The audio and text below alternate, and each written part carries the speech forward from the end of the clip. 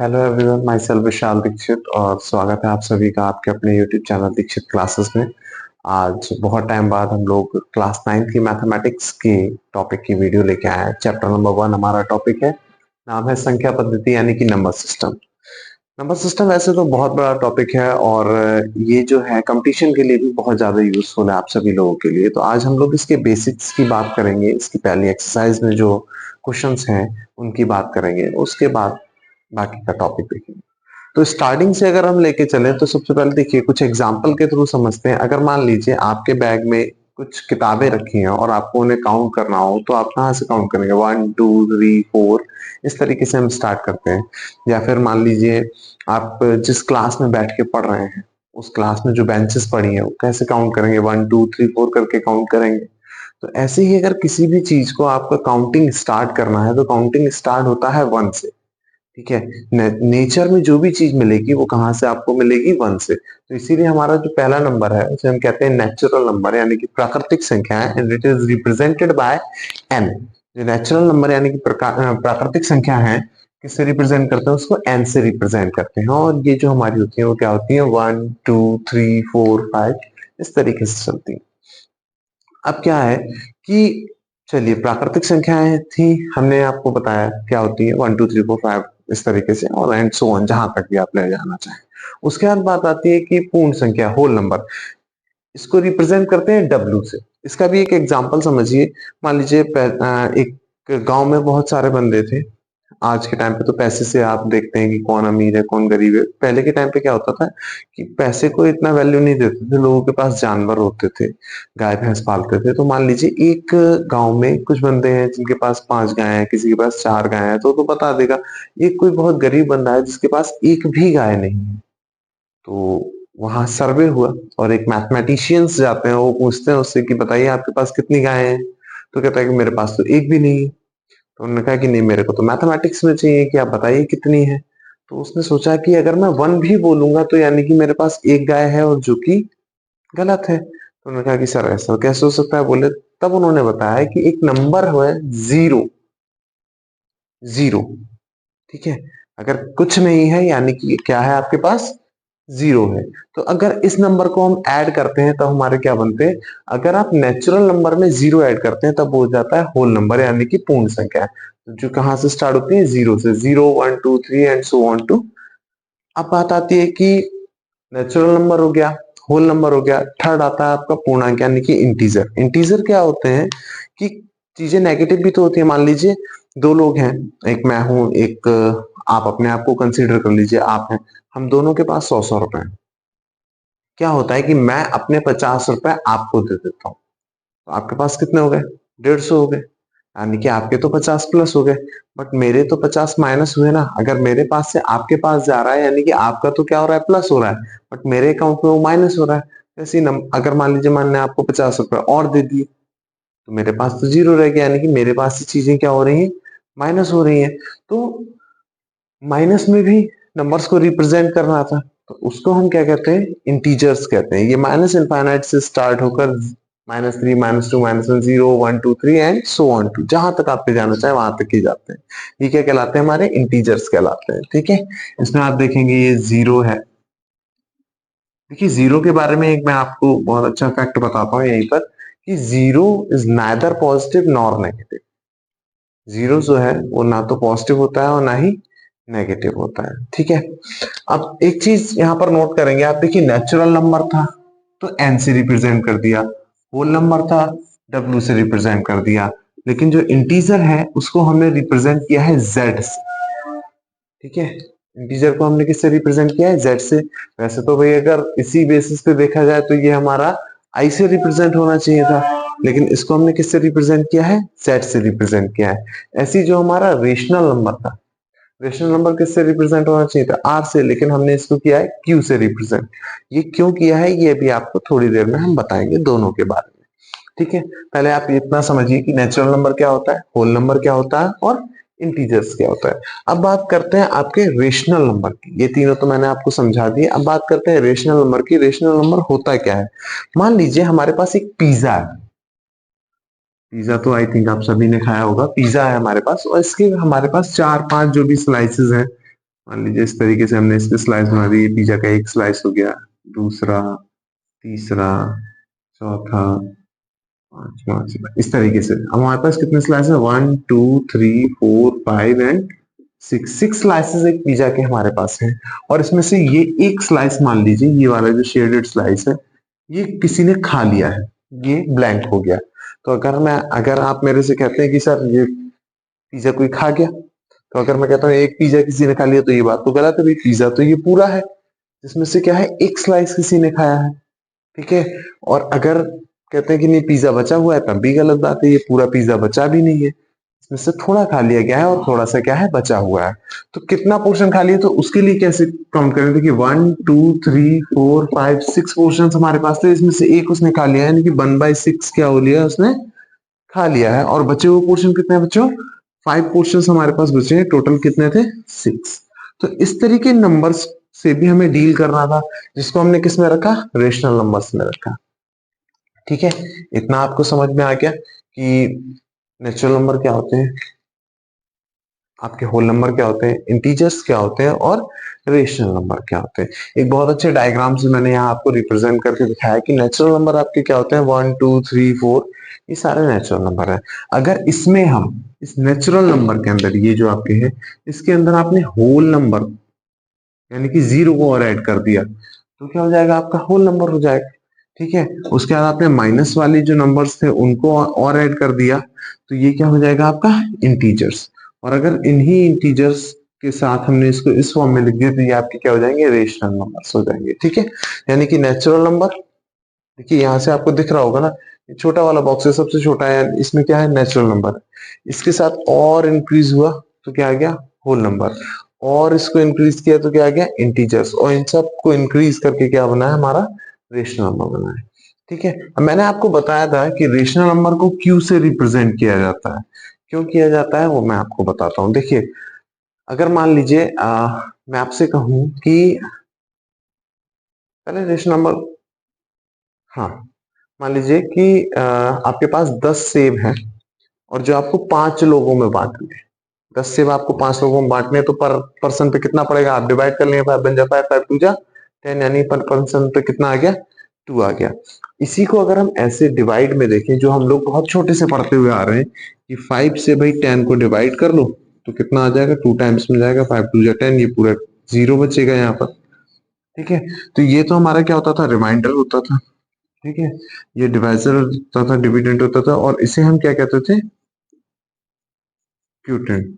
ठीक है। ये क्या कहलाता था? हमारा क्यूटेंट। इसी क्यूटेंट के क्यू से हमने क्या किया है? रेशनल नंबर को रिप्रेजेंट किया है। ठीक है। क्योंकि ये जो डिवीजर होता था, यही तो हमारा आंसर आ रहा था। देखिए हम रेशनल नंबर को लिखते तो इस फॉर्म में, जैसे यहाँ लिखा 10/5, लेकिन इसको सॉल्व करने के बाद जो भी हमारा आंसर था वो तो यही आ रहा था ना। तो इसीलिए इसको क्या किया है? क्यू से रिप्रेजेंट किया गया। ठीक है। तो इतनी चीज आपको बहुत अच्छे से समझ में आई। कुछ चीजें मैं आपको रेशनल नंबर के बारे में और बता रहा हूँ, because rational number class 10th का पहला मैथमेटिक्स का चैप्टर है, जो कि बहुत इंपॉर्टेंट है। रेशनल नंबर के बारे में थोड़ा सा मैं आपको और डिस्क्राइब करता हूँ। देखिए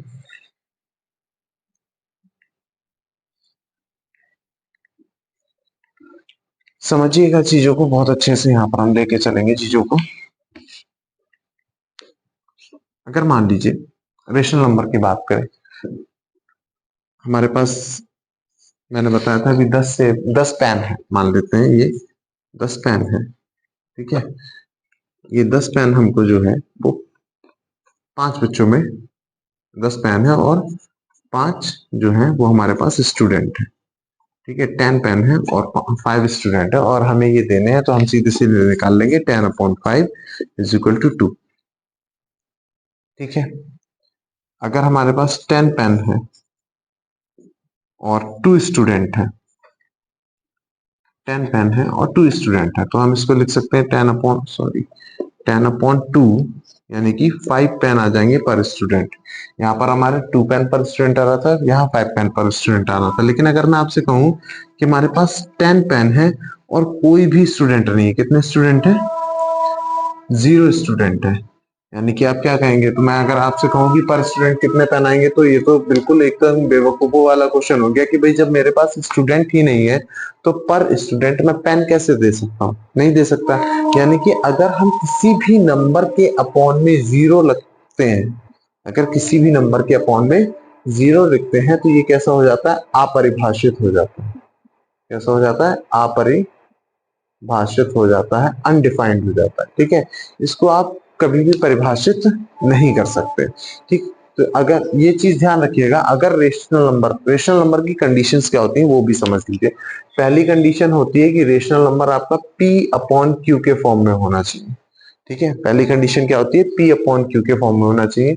दूसरी कंडीशन होती है P and Q, P and Q जो है वो बोथ क्या होने चाहिए, आपके इंटीजर्स होने चाहिए। ठीक है, क्या होने चाहिए, इंटीजर्स होने चाहिए। पी और क्यू दोनों क्या होने चाहिए, इंटीजर्स होने चाहिए। और तीसरी कंडीशन है कि क्यू जो है वो नॉट इक्वल टू जीरो होना चाहिए। ठीक है, first condition P upon q के फॉर्म में होना चाहिए।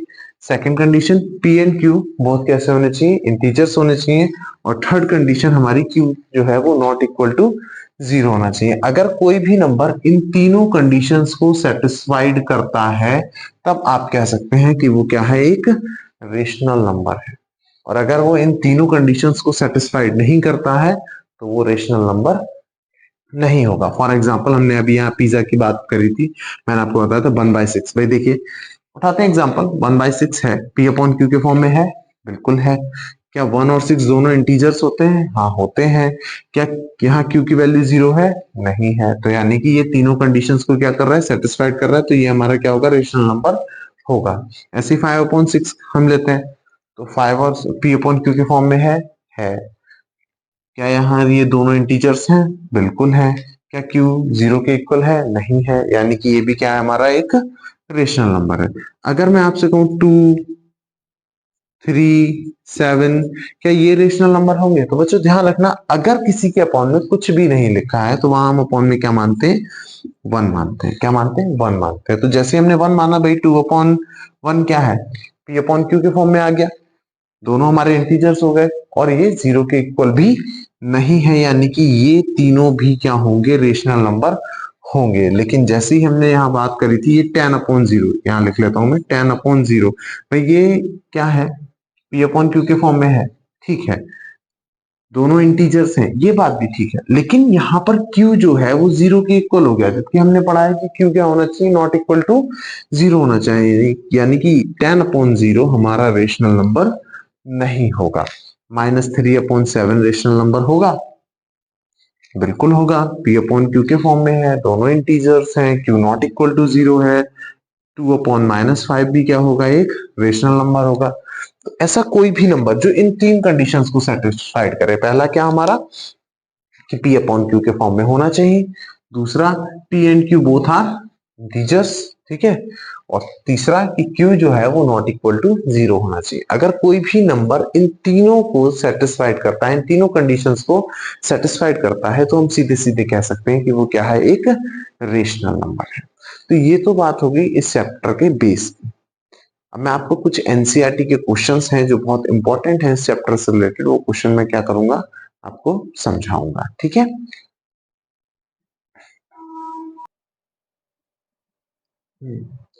देखिए हम लोगों ने अभी तक पढ़ा नेचुरल नंबर आपके क्या होते हैं, होल नंबर क्या होते हैं, इंटीजर्स क्या होते हैं, और रेशनल नंबर क्या होते हैं। रेशनल नंबर मैंने आपको बताया, तीन कंडीशन होती है, पी अपॉन क्यू के फॉर्म में होना चाहिए, दोनों के दोनों इंटीजर्स होने चाहिए, और क्या होता है कि आपका क्यू जो है वो जीरो के इक्वल नहीं होना चाहिए। भले आपका पी जो है वो जीरो हो सकता है, यानी कि अगर आप 0/1 भी लिखते हैं तो वो भी एक रेशनल नंबर होगा।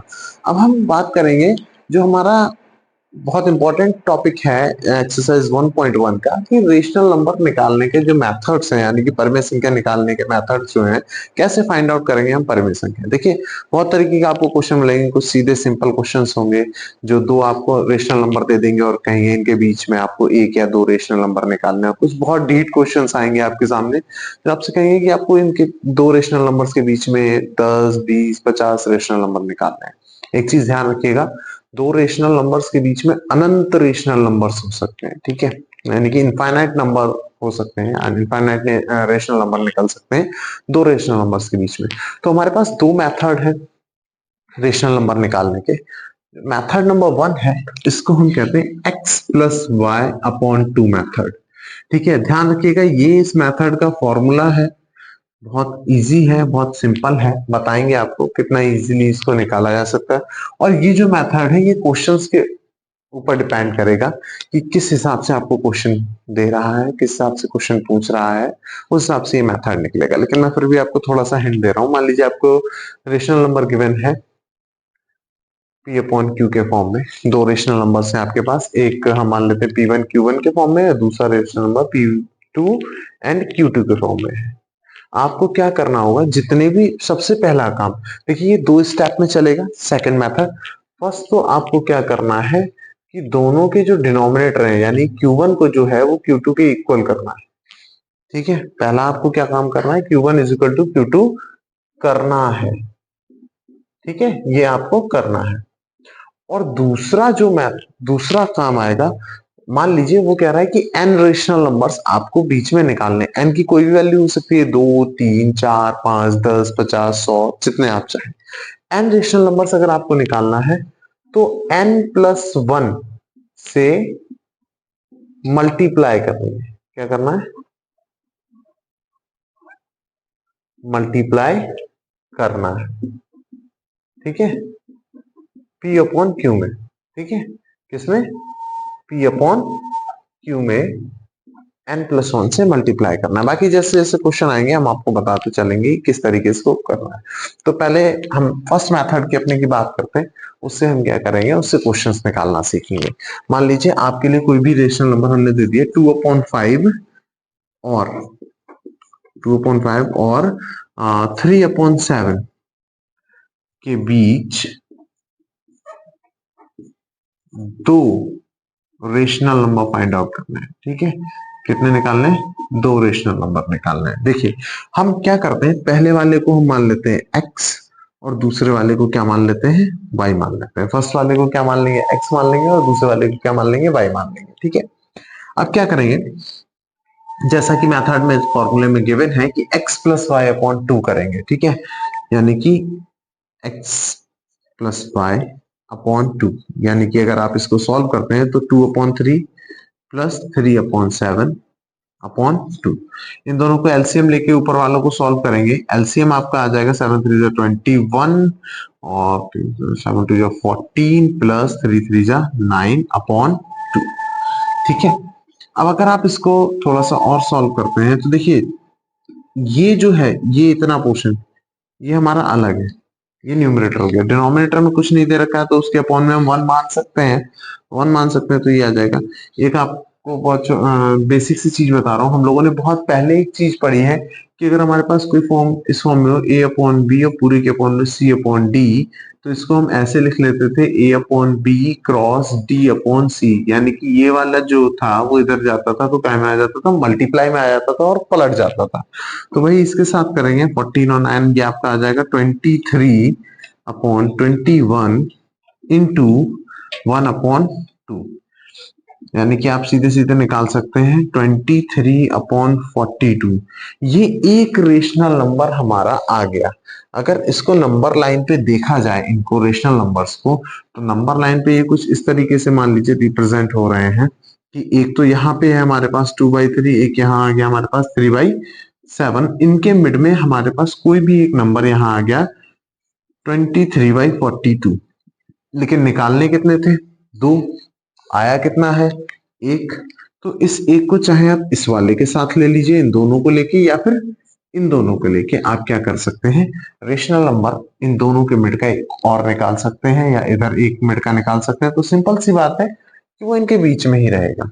तो एक तो मेथड ये होता है, आप चाहे तो इसको दोबारा से करके सेम प्रोसेस आपको करना है। एक रेशनल नंबर आपके पास ये है, एक इन दोनों में से कोई मान लेंगे, एक x हो जाएगा एक y हो जाएगा, निकाल लेंगे, सेम रहता है। लेकिन प्रॉब्लम क्या आती है कि अगर इस तरीके से क्वेश्चन में हमसे वो कह देता है कि 10 रेशनल नंबर निकालने इसके बीच के, या 20 निकालने, या 25 निकालने, तो हमको बहुत ज्यादा प्रॉब्लम आती है कि किस तरीके से इसको सॉल्व किया जाए। ठीक है। तो अब हम देखेंगे सेकंड मेथड। ये बहुत इजी रहता है, इससे आप कितने भी, जितने आप रेशनल नंबर को निकालने को कह रहा है उतने रेशनल नंबर आप इजीली निकाल सकते हैं, चाहे वो आपसे 10, 15, 20, 25 जितने भी रेशनल नंबर का है। तो सेकंड क्वेश्चन को देखेंगे, सॉल्व करना सीखेंगे। ठीक है, सेकंड क्वेश्चन का एक, सेकंड मेथड का एक क्वेश्चन हम लोग अभी सॉल्व करेंगे सेकंड मेथड से। और उसमें जो रेशनल नंबर्स हमें फाइंड करने हैं उनकी भी जो वैल्यू है वो ज्यादा रखेंगे, कि हमें 2 या 3 नहीं बल्कि कम से कम 15 से 20 या 6, 7 जो रेशनल नंबर हमें फाइंड करना हो। ठीक है, तो एक क्वेश्चन लेते हैं। मान लीजिए क्वेश्चन हमारे पास है, क्वेश्चन है कि 2/3 एंड 3/6 के बीच 6 रेशनल नंबर हमें निकालने।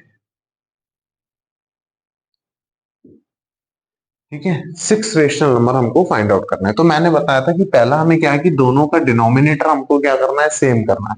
दोनों का डिनोमिनेटर सेम करने के लिए आप या तो ऐसे कर सकते हैं कि आपके पास एक 2/3 है, एक 3/6 है। भाई इसमें अगर हम 2 से ऊपर नीचे मल्टीप्लाई कर दें तो ये हो जाएगा 4/6, और ये तो आपका 3/6 है ही। ठीक है, डिनोमिनेटर सेम हो गया। वरना आप चाहे तो एक दूसरे के डिनोमिनेटर से मल्टीप्लाई करके भी सेम कर सकते हैं। उसके बाद मैंने बताया था कि n+1 से, देखिए पहला वाला पोर्शन हमारा खत्म हो गया कि Q1 इक्वल टू Q2 हो गया हमारा। दूसरा था कि n+1 से मल्टीप्लाई करना है P/Q में, तो ये हमारे पास P/Q आ गए दोनों। n+1 क्या है, n है वो नंबर जितने रेशनल नंबर आपको फाइंड आउट करने हैं। ठीक है, तो यानी कि n हो गया आपका 6, +1 करेंगे तो 7 से इसमें भी ऊपर नीचे मल्टीप्लाई कर देंगे, और 7 से इसमें भी ऊपर नीचे मल्टीप्लाई कर देंगे। ठीक है, 7 4 जा कितना हो गया, 28/42, और इधर आ जाएगा आपका 21/42। इजीली इनको कैलकुलेट कर सकते हैं। इन दोनों के बीच के आपको कितने लिखने थे, 6 रेशनल नंबर लिखने थे। 21 के बाद से स्टार्ट कर देते हैं। 22/42, 23/42, 24/42, सॉरी 24/42, 25/42, 26/42 एंड 27/42। 1 2 3 4 5 6 रेशनल नंबर्स हमको दोनों के नंबर्स के बिटवीन निकालने थे। इजीली हम इसको कैलकुलेट कर सकते हैं, कोई जरूरी नहीं है 6 निकालने हो। अगर आपको 7 8 9 10 जितने भी रेशनल नंबर निकालने हो आप इजीली निकाल सकते हैं। एक इसका एग्जांपल और लेते हैं इसी मेथड से, मेथड नंबर 2 से हम एक एग्जांपल ले रहे हैं। मान लीजिए आपको दे रखा है 1/3 एंड 2/3, बहुत बहुत देखिए बहुत पास के नंबर है। 1/3 और 2/3 के बीच आपको 9 रेशनल नंबर निकालने हैं। कितने निकालने हैं, 9 रेशनल नंबर हमको फाइंड आउट करने हैं। तो देखिए पहला वाला पैटर्न करने की जरूरत नहीं है, तो हमारा पहले से डन है। Q1 Q2 दोनों के रेशनल नंबर्स के हमारे जो डिनोमिनेटर हैं वो कैसे हैं, इक्वल है। पहले से हमें क्या निकालना है, 9 रेशनल नंबर, यानी सेकंड वाले पैटर्न पर आते हैं। 9+1 10 से हम क्या करेंगे, इसमें ऊपर नीचे दोनों में मल्टीप्लाई कर देंगे। 9+1 करेंगे, 9 निकालने थे, +1 करेंगे, 10 से ऊपर नीचे मल्टीप्लाई, यानी कि ये हो गया 10/30 एंड दिस इज 20/30। लिख दीजिए दोनों के बीच का, 20 के बाद से 10 के बाद से स्टार्ट कर लेते हैं। 11/30, 12/30, 13/30, 14/30, 15/30, 16/30, 17/30, 18/30 एंड 19/30। 1 2 3 4 5 6 7 8 9 9 रेशनल नंबर्स हमको फाइंड आउट करने थे। 9 रेशनल नंबर हमारे ये आ गए हैं। तो देखिए इस तरीके से हम दो रेशनल नंबर्स के बीच जितने भी आप चाहें उतने रेशनल नंबर्स निकाल सकते हैं। अगर आपको एक या दो रेशनल नंबर निकालना है तो आप इस वाले मेथड का यूज कर सकते हैं, और अगर आप चाहें आपको ज्यादा रेशनल नंबर निकालने 6 7 8 9 जितने भी, तो आप इस वाले मेथड का यूज कर सकते हैं। इजीली आपको मैंने दोनों मेथड समझा दिए हैं। एक बार एक ओवरव्यू लेते हैं पूरे आज के हमारे लेक्चर का, उसके बाद फटाफट इस लेक्चर को खत्म करते हैं, बाकी की बात हम कल करेंगे। मैंने आपको सबसे पहले बताया नेचुरल नंबर। नेचुरल नंबर क्या होते हैं, प्राकृतिक संख्याएं क्या होती हैं, 1 से स्टार्ट होती हैं, जहां तक आप ले जाना चाहें 1 2 3 4 एंड सो ऑन। उसके बाद आता है हमारा होल नंबर। अगर आप नेचुरल नंबर के साथ जीरो को इंक्लूड करते हैं, यानी कि 0 1 2 3 4 5 6, तो ये आपके क्या हो जाते हैं, होल नंबर आ जाते हैं। देन हमारा आता है integers, minus infinite two plus infinite, -1 -2 -3 -4 -5 0 1 2 3 4 and so on. ये सारे के सारे आपके क्या होते हैं, इंटीजर्स होते हैं। उसके बाद हमारे आते हैं रेशनल नंबर्स। रेशनल नंबर्स क्या होते हैं, तीन कंडीशन को सेटिस्फाइड करने चाहिए, यानी कि p अपॉन q के फॉर्म में होना चाहिए, पहला कंडीशन। दूसरा कंडीशन p एंड q दोनों के दोनों क्या होने चाहिए, इंटीजर्स यानी कि पूर्णांक होने चाहिए। तीसरा कंडीशन q की वैल्यू 0 नहीं होनी चाहिए। अगर ये तीनों कंडीशंस को कोई भी नंबर सेटिस्फाइड करता है, then it is a rational number, यानी कि परिमेय संख्या हमारी होती है ये। ठीक है।